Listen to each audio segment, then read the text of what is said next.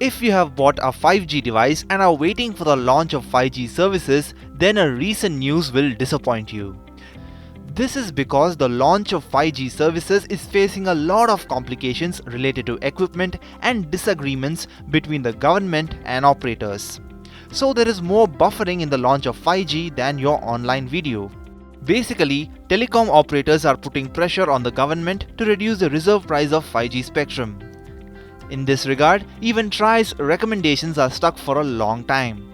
After a lot of delays, TRAI has finally given its recommendations on spectrum pricing. The base price has been lowered by 35% to 40%. Cellular Operators Association of India (COAI) said that spectrum reserve pricing should be reduced by 90%. This statement of the association indicates companies won't be too interested in bidding on current prices. If a company buys 5G at high prices, then it may not be feasible to do business. Now this is the trouble for the government. Well, it's not just about pricing. TRAI has said that even other companies should be given spectrum to develop private 5G network. These include Tata Communications, L&T and tech companies. Telecom operators are not in favor of private network enterprises getting 5G. They want to retain all the spectrum.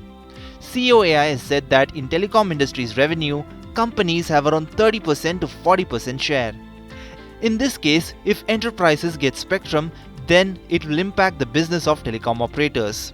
On the top of it, the spectrum is very expensive. So after the recommendations, situation has become interesting. In the 5G revolution, there are a lot of hurdles in India. There is also an issue about 5G gears or equipment.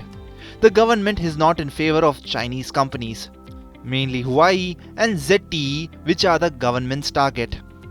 Telecom operators don't have much options. Moreover, non-Chinese equipment are more expensive. The government has made strict rules regarding choosing equipment vendors. Now let us come back to the spectrum. So as per TRAI's recommendations, for 3300 to 3700 MHz, band operators have to pay 317 crore rupees per megahertz. To provide services across the country, 100 MHz are needed, and for that, one operator needs to pay at least 31,700 crore rupees. Like in 2016 and 2021, getting bids for 700 MHz bands will be a difficult task for the government. So companies may hardly bid for this band even this time. Well, government is yet to take a final decision on this. However, the way matter has evolved after the recommendation of TRAI, it doesn't look like the government will be able to solve it quickly.